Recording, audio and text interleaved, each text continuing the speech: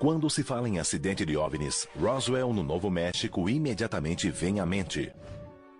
É o mais famoso incidente de todos os tempos e marca o ano de 1947 como o primeiro da era moderna dos OVNIs. Mas poucos sabem que este não foi o primeiro incidente envolvendo OVNIs nos Estados Unidos. Outro incidente envolvendo OVNIs ocorreu 2 semanas antes no Estreito de Puget, no estado de Washington. Mas existem 2 diferenças básicas. Em Washington, 2 pessoas morreram e provas físicas foram deixadas para trás. Encontramos alguns destroços. A revista UFO Magazine é uma das principais publicações do mundo especializada em OVNIs. Durante 22 anos reuniu um arquivo incomparável contendo relatos de testemunhas, vídeos e documentos inéditos. No mundo da ufologia, 90% dos relatos são mentiras, mas cerca de 10% são a mais absoluta verdade. Em outubro de 2007, com base em novas pistas, eles reabriram as investigações. Ninguém solucionou esse caso. Da recuperação de material desconhecido, possivelmente lançado por um OVNI, a gente tem que investigar tudo. A descoberta de destroços em uma floresta remota. É um local de OVNI? Gente, vejam só. E a análise de provas recolhidas no local do acidente. Opa! Será que a gente está seguro? Existe uma explicação lógica? Ou este caso está ligado ao incidente de Roswell? A ciência explica. Ele relatou um OVNI e isso resultou num evento trágico. Pela primeira vez na TV, o que estão prestes a ver é o caso 47001, OVNIs antes de Roswell.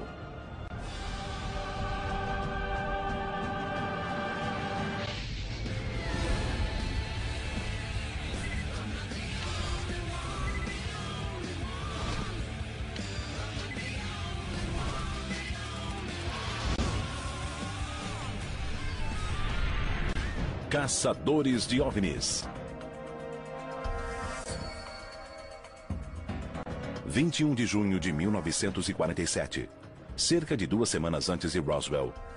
Harold Dow, o filho de 15 anos, e outros 2 tripulantes estão em um barco no Estreito de Puget, próximo à ilha Maury, em Washington. É um dia comum de verão, até que às 2 da tarde tudo mudou. De repente, 6 discos metálicos em forma de rosca com 30 metros de diâmetro surgem nos céus. Uma das naves apresenta problemas. Ela se inclina de modo precário e está prestes a cair na água. Repentinamente, ela ejeta o que parecem ser dejetos metálicos incandescentes no mar e na praia. Dejetos atingem o barco de Harold, quebrando o braço do filho dele e matando o cachorro. Segundo eles, a ejeção do material aparentemente resolveu o problema. As 5 outras naves se posicionaram em torno da nave defeituosa e todas partiram silenciosamente. Harold e sua tripulação recolheram alguns destroços da água e na praia. O fato foi comunicado à polícia local. O depoimento das 4 testemunhas foi consistente, no entanto, todos já morreram. Quartel-general da equipe. Pat? Quê? Bom dia. Bom dia. Já preparou o equipamento? Quase, tá faltando. Temos um grande caso hoje. Vamos à ilha Maury. Sou Bill Burns, editor da UFO Magazine, a única revista sobre OVNIs publicada continuamente desde 1986 e investigou OVNIs há mais ou menos 20 anos. Tivemos uma boa dica sobre um caso que permanece um mistério há 60 anos na ilha Maury, no estado de Washington. Ilha Maury é o caso que iniciou a ufologia moderna. Meu nome é Pat Usker, eu sou colaborador da UFO Magazine. Meu trabalho é localizar documentos e falar com testemunhas. Ilha Maury. 2 semanas antes de Roswell, um sujeito num barco vê 6 naves. Eles jogam algo no barco dele, o filho se machuca, o cachorro morre, o barco fica danificado e temos uma pista sobre o caso. Após 60 anos, encontramos parte dos dejetos. Pela primeira vez, Vamos analisá-los em laboratório. Eu vou precisar de fotos, dados arqueológicos e amostras. Eu quero amostras da praia, da água, do local da queda. Também quero pedaços da aeronave e amostras de terra em torno dela. Tudo que vocês trouxerem eu vou analisar. Meu nome é Ted Eckworth. Eu sou metrologista de precisão, doutor em engenharia mecânica. Eu estudo os dados, faço as análises e chego a uma conclusão objetiva. Jeff, você vai trabalhar conosco. Pat irá para a água. Você vai ajudar a coletar o material e entrevistar testemunhas. Vamos colher amostras de solo, alguns destroços e levar tudo para o laboratório. Eu sou Jeffrey Tomlinson, atualmente pesquiso biologia planetária e fenômenos geológicos. Faço pesquisas científicas. Ninguém conseguiu solucionar esse caso em 60 anos, mas nós iremos. O Estreito de Puget é um grande complexo de baías, águas rasas e ilhas que ocupam uma área de 7.200 km². A equipe irá para as águas ao sul da ilha Maury, 47 graus, 35 minutos norte, 122 graus, 46 minutos oeste, cerca de 11 quilômetros ao norte de Tacoma. A primeira tarefa é recuperar parte do material ejetado pelo OVNI. Harold Dahl descreveu o material como escória metálica e indicou o local em que o barco estava quando viu os OVNIs. Eu espero mergulhar no estreito e localizar alguns desses detritos no fundo do mar. Os detritos, ou a escória recolhida na época, foi descrita como uma pedra negra com aparência magmática e propriedades metálicas. Supunha-se que estava ligada com o sistema de propulsão do disco. Um avião com problemas ejetaria o combustível para aliviar a carga e reduzir a chance de incêndio em um pouso de emergência. Estaria o disco fazendo a mesma coisa?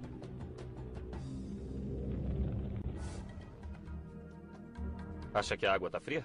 Ela parece muito fria. Uns 10 graus na superfície. O pesquisador de OVNIs Ron Million vai ajudar a equipe a investigar a área. Pat fará os mergulhos em busca dos destroços. A área de busca tem cerca de 560 metros quadrados e 18 metros de profundidade. Nós estamos perto da área em que ocorreu o incidente, e esse incidente envolveu o lançamento de algum tipo de escória da aeronave, na água e na praia. Eu vou mergulhar em busca de evidências que possam existir no fundo do mar. A escória é uma espécie de metal derretido. É basicamente o mesmo princípio da lava. Eu imagino que seja um metal líquido que foi ejetado da aeronave e agora deve ter a aparência de algum tipo de pedra. As evidências de que alguma coisa aconteceu aqui são fortes. Pode ter havido um incidente com um OVNI e talvez eu encontre alguma coisa a mais, mas não dá para saber sem verificar. A equipe investiga a teoria de que os objetos não identificados tenham sido, na verdade, simples aviões voando em formação. Tenho certeza de que não foi um avião. Não parecia um avião porque tinha forma de rosca. Ele lançou alguma coisa. Aviões não costumam fazer isso. Danificou o barco, matou o cachorro e machucou uma pessoa. O dia estava claro e as testemunhas saberiam se fosse um avião. Estou plenamente convencido de que foi um objeto não identificado. Pat imagina se os detritos ainda estarão no mesmo lugar. Já se passaram 60 anos. E eu imagino quais são as chances de ainda haver alguma escória por lá.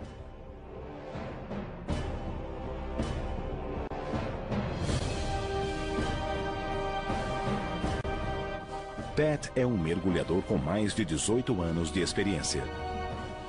Ele procura um material que difere da geologia local. Os detritos têm aparência de rocha magmática, superfície porosa e extremidades pontiagudas.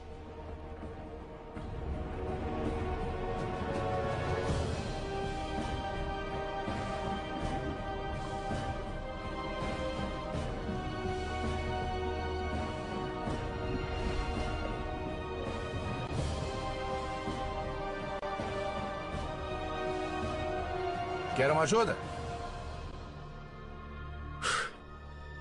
Tá um gelo. É bom ver seu rosto. Alguma coisa? Eu peguei amostras de areia do fundo. E eu peguei algumas pedras que podem ser do tipo que nós estamos procurando. Veremos. Suba, se aqueça. Recupere a Isso vai temperatura ser bem do bom. corpo. Eu vi umas pedras que podem ter a ver com a escória que nós estamos procurando.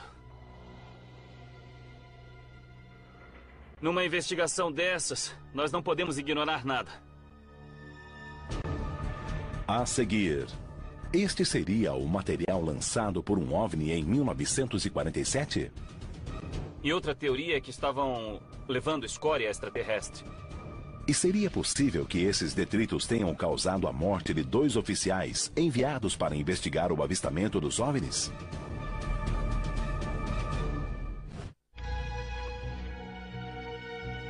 Em junho de 1947, mais de 2 semanas antes do incidente em Roswell, 3 homens e um adolescente num barco viram quando um OVNI em forma de rosca, aparentemente com algum problema, lançou um material escuro pouco antes de estabilizar e partir.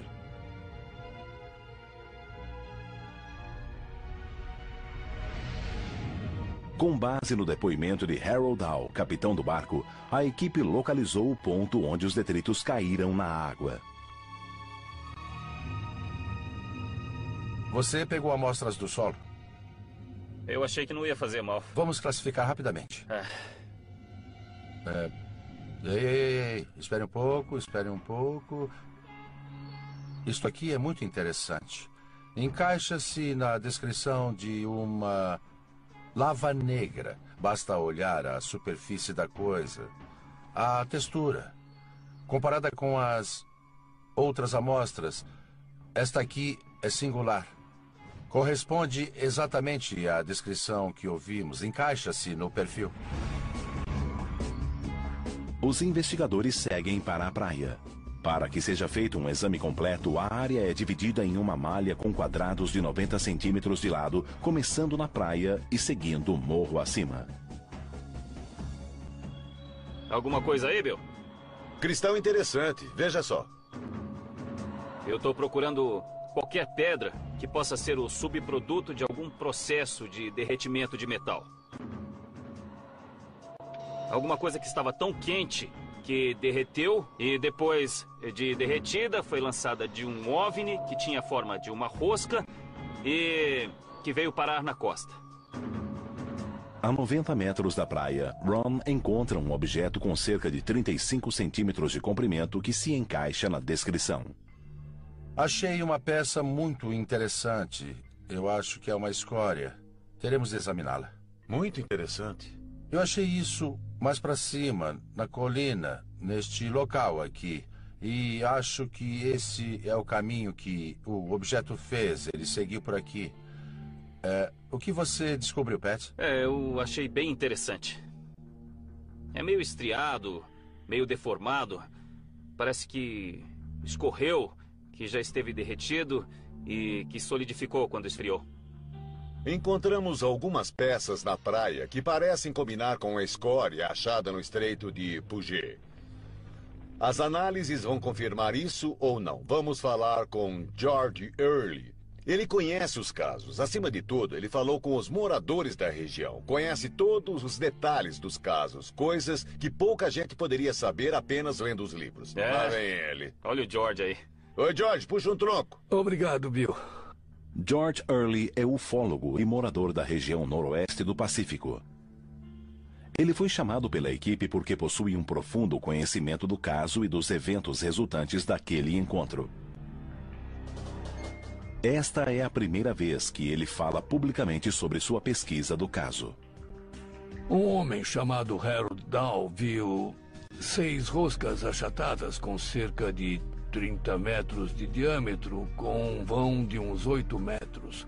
Um deles começou a lançar detritos do buraco no centro.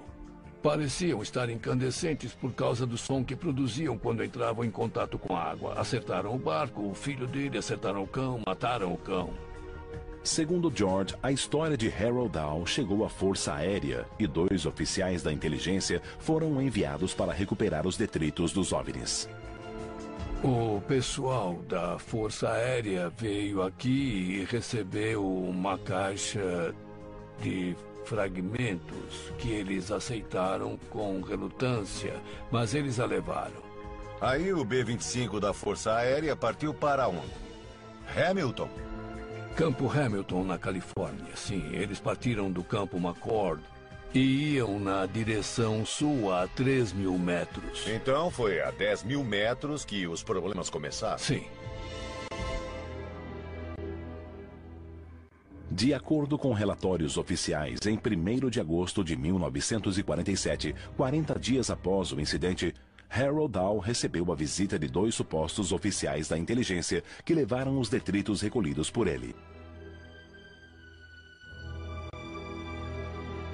Os homens embarcaram em um bombardeiro B-25 que deveria levá-los de Tacoma, em Washington, até a base da Força Aérea no norte da Califórnia.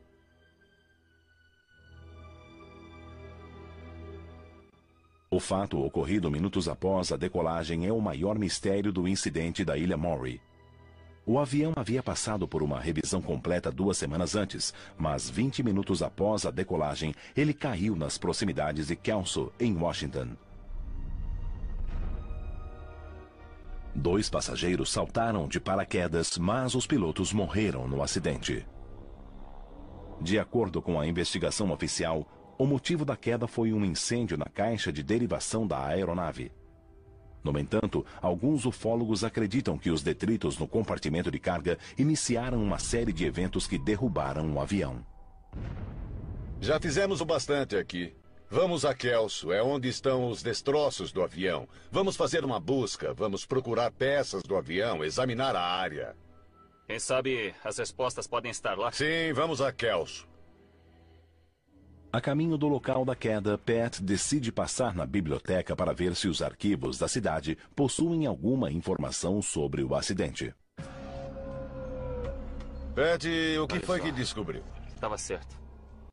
Eu estava certo? Estava certo, hein? O verão de 47 estava repleto de discos. Os céus estavam vivos com discos voadores. Olha isso.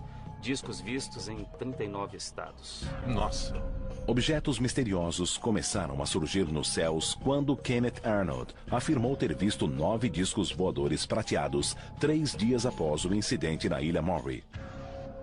Sua história foi destaque em todo o país. 2 semanas depois, uma história maior ganhou todas as atenções. Olha só, em 7 de julho, um trio descreve discos voadores. O que eu estou tentando é achar uma relação com Roswell. Aqui, em 8 de julho, o Exército afirma que um disco foi encontrado no Novo México. O Exército afirma que um disco foi encontrado no Novo México. Vamos ver o que achamos em 1º de agosto. Onde é que a gente estava? Olha... Nossa, dá uma olhada. Está Notícia aqui. de primeira página. Isso mesmo. É como se não bastasse, olha só isso. Eu estava checando a internet e daí eu achei um artigo do sobrinho de um dos pilotos. Uau. Sobrinho ou sobrinho neto, sei lá, do Tenente Brown, chamado Barry Fisher. Quais são as chances? Vamos ligar, tentar marcar um encontro e chamá-lo para ir ao local. A seguir, a equipe examina o local do acidente do B-25. Não resta muita coisa, mas ainda está aqui. E encontra algo inesperado. Temos alguma coisa por aqui. Em 1º de agosto de 1947, após um suposto incidente com OVNIs, 2 oficiais da inteligência embarcaram em um bombardeiro da Força Aérea para levar detritos metálicos supostamente lançados pelo OVNI até a Califórnia, onde seriam analisados. 20 minutos após a decolagem, um incêndio de origem desconhecida provocou a queda do avião. Um dos sobreviventes, que saltou de paraquedas, afirmou que o fogo era tão forte e se espalhou tão rápido que não houve como apagá-lo. Será possível que o incêndio tenha sido provocado pelo material que era levado no avião? A equipe da revista UFO Magazine decidiu examinar o local da queda do avião para tentar descobrir se o acidente estava de algum modo ligado ao avistamento do OVNI na Ilha Maury. Nós viemos da Ilha Maury até Kelso e nós estamos investigando a queda do B-25 nessa área. É um caso bastante intrigante. Terá sido uma coincidência que houve um incidente envolvendo um OVNI e, em seguida, o acidente com os oficiais que faziam a investigação, talvez eu descubra isso hoje. É o que vamos ver. Aqui estamos. Garth! Oi, Garth. É um prazer vê-lo, Como vai? Sr. Baldwin. Como vai? O arqueólogo Garth Baldwin é especialista na topografia e na história da região de Kelso. Pela primeira vez, a equipe examina o local da queda do avião. Se o relatório estiver correto, o local poderá conter detritos do OVNI. Este é o vale onde o avião caiu. A asa esquerda caiu no vale aberto, logo adiante, se vocês quiserem ir dar uma olhada. É claro. O Garth é arqueólogo e vai ajudar a gente a examinar a área. É disso que precisamos para que esta investigação seja a melhor possível. Precisamos levantar todos os fatos e temos uma pessoa para examinar os destroços. Foi neste ponto que a asa se soltou. Ela se soltou devido ao fogo do motor e o avião ficou sem a asa esquerda. E aí, em seguida, a asa caiu e com o peso do outro motor, além da trajetória, ele foi para lá. Ele quicou e foi naquela direção. O local da queda fica ali, naquelas árvores. Por volta das 2h20 da manhã, o avião vinha na direção norte-nordeste e caiu próximo ao riacho Gobel. Os destroços se espalharam num raio de 300 metros. O B-25 estava levando uma escória colhida na ilha Maury. Essa é a ligação. Se não houvesse nada na ilha, se a escória não existisse, se não houvesse um incidente, por que os oficiais estariam levando a escória no B-25? Nas semanas seguintes ao acidente, uma operação militar mobilizou 300 voluntários que recolheram grande parte dos destroços. O caso despertou a curiosidade do público porque as circunstâncias envolvendo o acidente foram divulgadas pela imprensa. O Kelsonian Tribune publicou o cerco fechado que os oficiais do exército criaram em torno do local do acidente e a proibição de fotos dos destroços aumentam a desconfiança de que o avião levava uma carga secreta. Mas alguma evidência dessa carga secreta teria ficado para trás? O avião pode ter caído por uma falha mecânica? Claro que sim. Mas também sabemos que o bombardeiro B-25 era muito difícil de pilotar. E outros fatos envolvem este caso. O que o avião levava? Qual era a natureza do material transportado? Nós precisamos analisar todas essas coisas para descobrir por que o avião caiu. Assim que iniciam os trabalhos no local, os membros da equipe enfrentam vários obstáculos. Onde estamos? Estamos quase lá. O acidente ocorreu há 60 anos. A região do impacto fica logo adiante, na pequena ravina. E o local do acidente fica numa região de mata fechada, onde a vegetação é densa e cresce rapidamente. Esse foi o centro do acidente. Ele concentrou-se nesta pequena ravina, como uma luva de beisebol pegando o avião. Pá! Por fim, o alto lençol freático torna o solo instável e os destroços podem ter sido engolidos pelo solo.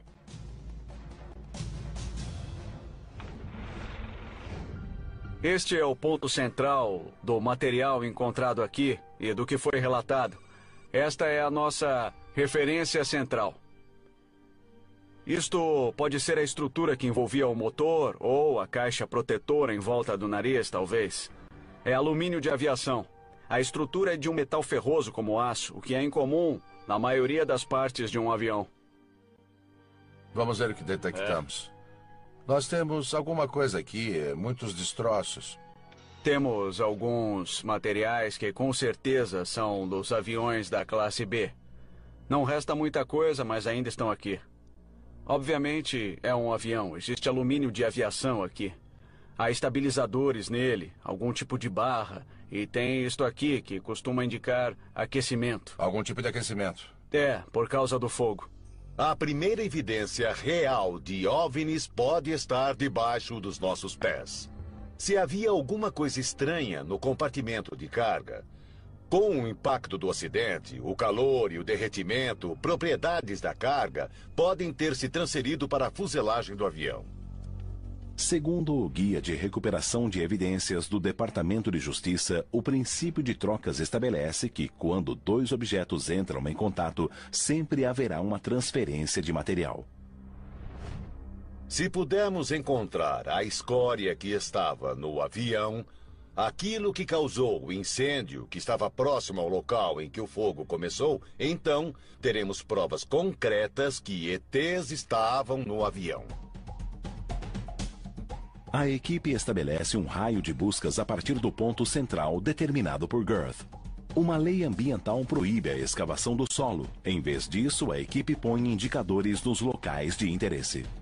Poderá surgir um determinado padrão. Eu estou mais interessado em descobrir alguma coisa que estava no avião e que fez os militares virem aqui fazer uma busca completa.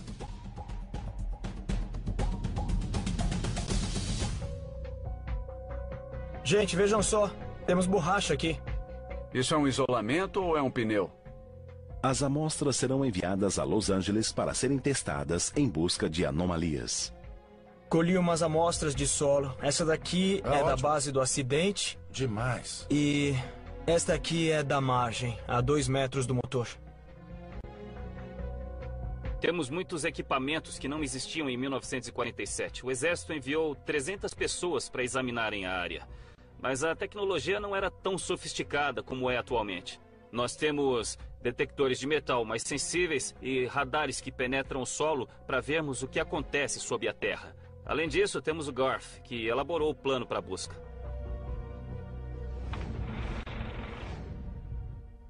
O sistema de radar de penetração de solo tem um alcance de cerca de 8 metros.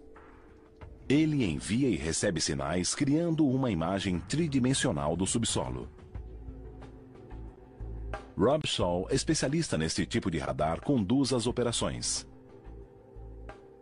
O sistema permitirá que a equipe veja o que existe sob o solo da floresta. A única dúvida é se os destroços estavam tão quentes que pudessem se enterrar no solo a uma profundidade fora do alcance dos detectores. Depois de coletar todos os dados e gravar no disco rígido e tudo mais, qual é o passo seguinte? No fim, temos 2 arquivos. Nós entrelaçamos esses arquivos para criar uma imagem tridimensional. O radar examina a área 2 vezes. A segunda em um ângulo ligeiramente diferente. O computador então funde as 2 imagens em uma representação tridimensional do que existe sob o solo.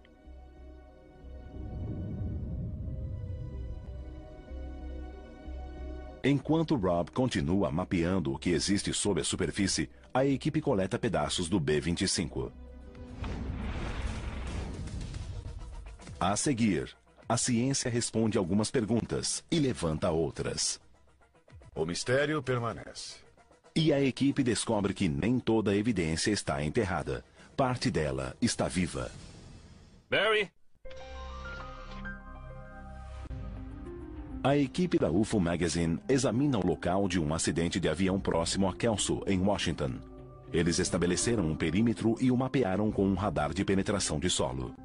Como nós não podemos cavar, vamos ao menos tirar uma radiografia do local. As imagens do radar não foram conclusivas devido à quantidade de vegetação e à natureza irregular do terreno.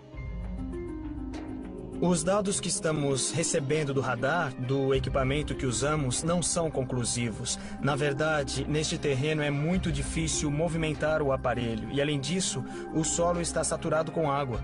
Ele não fornece a quantidade de dados de que precisamos, então ele não permite concluir muita coisa. A equipe continua as buscas no local e recebe um visitante. Olá. Você é o Pat? Barry Fisher é o sobrinho neto de Frank Brown, um dos pilotos mortos no acidente do B-25. É um prazer te conhecer. Muito obrigado. O prazer é meu. Eu lhe trouxe algumas das coisas que mencionei ao telefone. Fantástico. Uau. Algumas das fotos para você ver. Estão aqui. O seu tio? Meu tio-avô. Tio-avô. Frank Brown. Durante as pesquisas do acidente, ele descobriu algo interessante. Me explica uma coisa. O que é isso aqui? É uma coisa que descobri há 2 dias e não sei de onde veio, mas você pode ver que tem a identificação militar dele aqui. O estranho é que, embora ele tivesse o título de segundo-tenente como oficial da inteligência, ele era, na verdade, um agente de contra-espionagem. Interessante. Barry então diz algo ainda mais surpreendente. Depois que o corpo dele foi resgatado, deram a plaqueta de identificação para um homem chamado Kenneth Arnold. Ela deveria retornar às Forças Armadas ou ser entregue a um parente? Kenneth Arnold foi um dos primeiros caras a ver OVNIs sobre o Monte Rainier, mas eu não estou entendendo por que é que ele receberia a plaqueta. Harold Dow viu os OVNIs na Ilha Maury em 21 de junho de 1947. 3 dias depois, eles foram vistos novamente a 80 quilômetros de distância, desta vez por Kenneth Arnold. Seu relato do avistamento de 9 discos voadores eletrizou o país. A história foi publicada em jornais de todo o país, fazendo dele um perito extraoficial em OVNIs.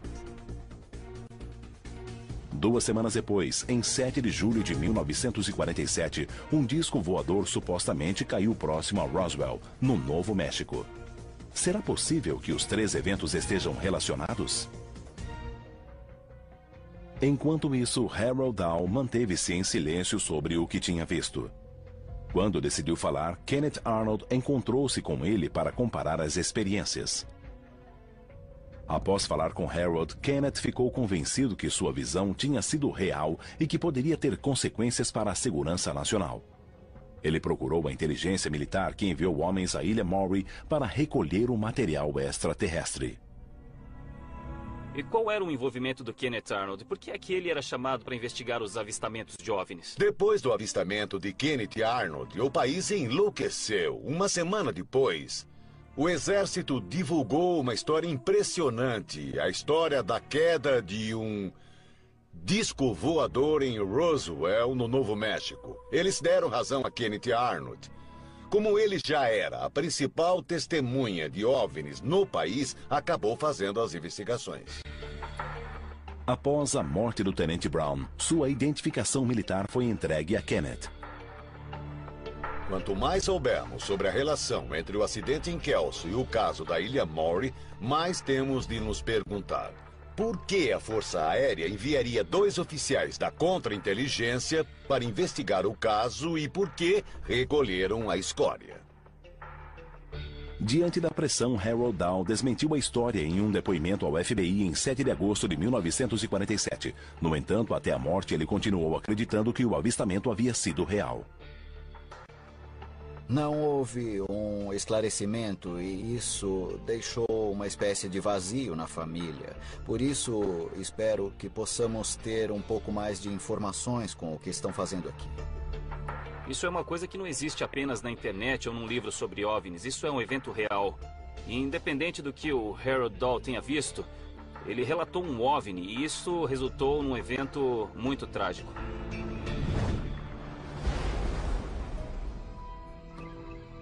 Se a escória existe ou não é uma boa pergunta. No laboratório eu espero encontrar alguma reação com o solo, com o ambiente orgânico daqui. Precisamos encontrar uma ligação entre o material que encontramos na Ilha Maury e o material recolhido aqui em Kelso.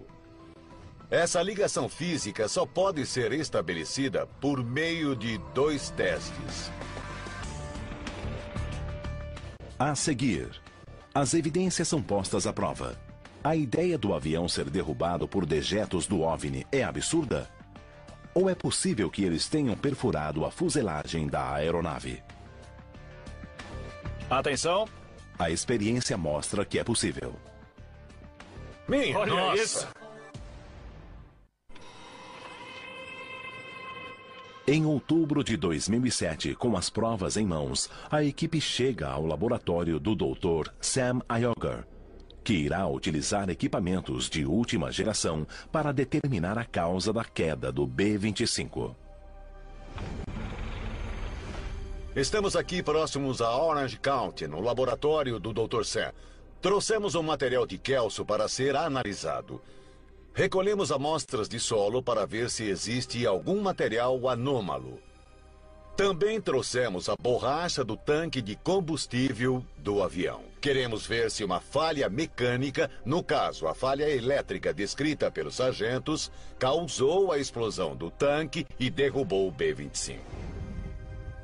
A equipe reencontra-se com Ted Eckworth, que estava realizando testes nas amostras coletadas na Ilha Maury.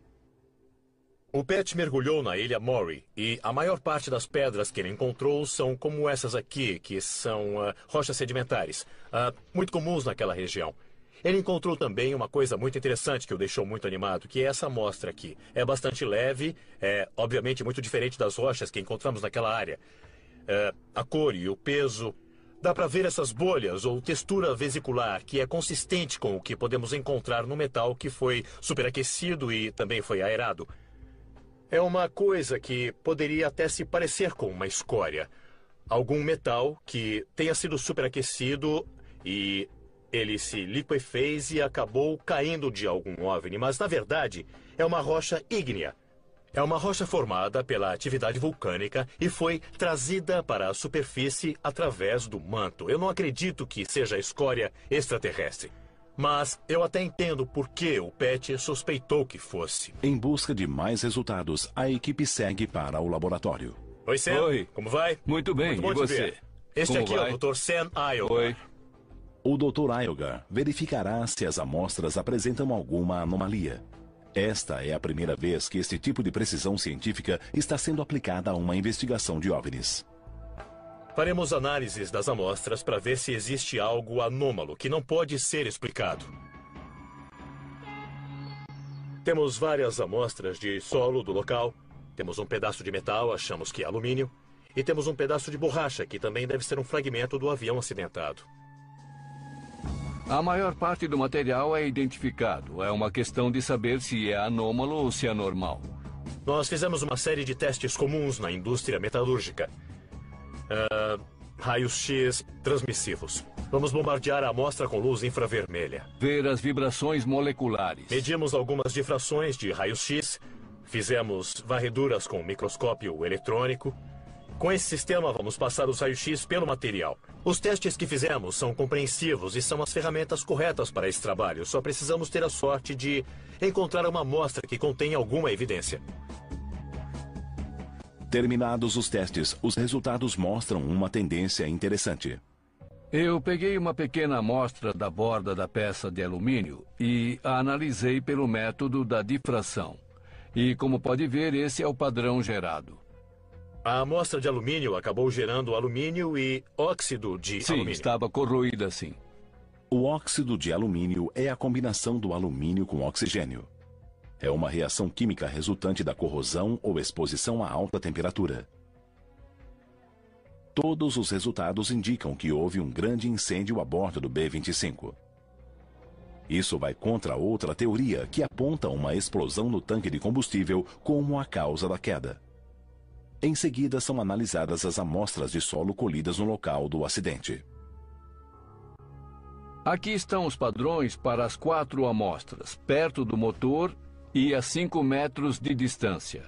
Todas parecem iguais. O único detalhe é esse pico. O pico na difração deve-se à maior cristalinidade.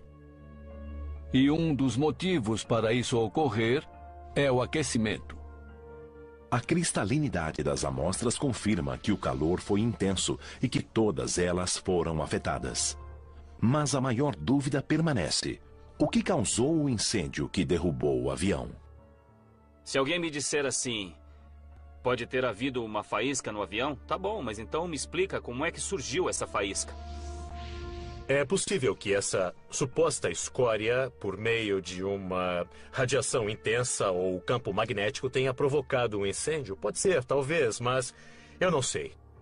Mas vamos realizar novos testes em laboratório. A equipe segue para o laboratório de John Tyndall, que irá demonstrar como um pedaço de escória metálica poderia exercer um efeito desastroso nos sistemas mecânicos e elétricos do B-25. Esta é uma aproximação do que aquela escória poderia ser ou parecer. E, como contém metal ferroso, ela poderia ser magnética. Temos aqui um transmissor. Como pode existir num avião, na verdade deve haver dezenas em um avião. Agora, se essa escória fosse movimentada durante o voo, é possível que um campo magnético afetasse o transmissor. Nossa! Quando o ímã se aproxima do transmissor, o interruptor falha. Se os supostos detritos estivessem magnetizados, teriam afetado vários interruptores e mecanismos dentro do B-25. A falha em um transmissor também afetaria o sistema elétrico do avião. O B-25 tinha 120 amperes de potência para controlar tudo. Torres, motores, tudo era controlado pelos transmissores. Nós montamos aqui um dispositivo em que podemos provocar uma pane, como se um motor tivesse problemas. Então vai passar 120 amperes por um circuito de 20 amperes? Mas nesse caso, o circuito não iria aguentar, não é isso? Bom, vocês mesmos poderão julgar. Vejam. Como podem ver, o fio praticamente vaporizou. John tem outra teoria. Ele demonstrou como a escória magnetizada poderia ter afetado os sistemas mecânico e elétrico do avião. Mas será possível que a própria composição da escória tenha provocado o acidente? Agora eu vou usar um arco de solda para inflamar essa escória. Pode ter acontecido assim com o B-25. Atenção. Nossa! Uau! Essa é a escória queimando. Veja como queima. Pois é. Olha só, ela atingiria uma temperatura que perfuraria o alumínio do avião? Essa escória está queimando a uns 2.200 graus. E o alumínio derrete com quanto? 650 graus. Tá. O alumínio é um dos principais componentes da fuselagem, do revestimento e das asas de um B-25. Um incêndio de 2.200 graus no interior da estrutura seria devastador. Se houve um curto-circuito no avião e ele chegou à escória, é bem possível que tenha havido uma reação parecida com essa. Esse é o mesmo tipo de alumínio que existia na fuselagem ou nas asas ou... O mesmo alumínio.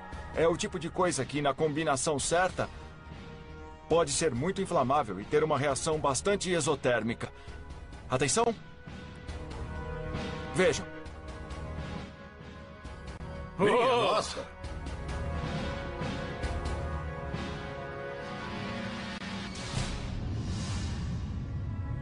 Se o avião levasse a escória e tivesse um incêndio chegando a 2.200 graus, esse seria o resultado no casco. Esse incêndio foi diferente de um incêndio comum ou mesmo de um incêndio do combustível por causa da temperatura. Teria consumido qualquer metal e causado muitos problemas ao avião. Uma coisa é teorizar e dizer poderia ter sido isso. Outra é ver com os próprios olhos a escória inflamando. Ela pode provocar um incêndio que perfuraria o metal e levaria a um resultado como o acidente do B-25.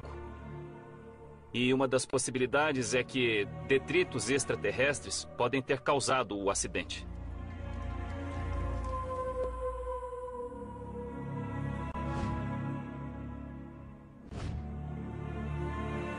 Muito bem. Voltamos do laboratório, voltamos de Kelso.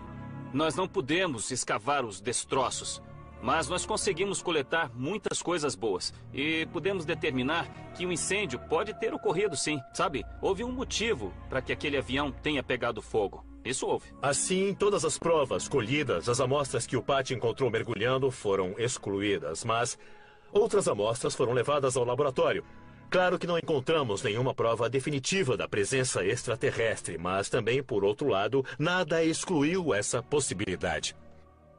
Ninguém esteve lá nesses 60 anos depois que a Força Aérea limpou o local. Nós fomos lá, recolhemos e testamos os materiais, convidamos cientistas renomados para avaliar o material, reconstruímos os momentos finais do acidente do B-25. Estamos levando ciência à ufologia. A especulação vai embora, a ciência está bem aqui. Muitas amostras foram inconclusivas, mas, segundo os peritos, há sinais de atividades anômalas envolvendo o incidente na Ilha Maury e o local da queda do avião em Kelso. Talvez nunca saibamos o que realmente ocorreu, mas as testemunhas garantem que algo estranho ocorreu na Ilha Maury naquela noite de verão de 1947. Algo que causou ferimentos em algumas vítimas e deu início a uma reação em cadeia que resultou na morte de 2 pilotos. O mistério continua.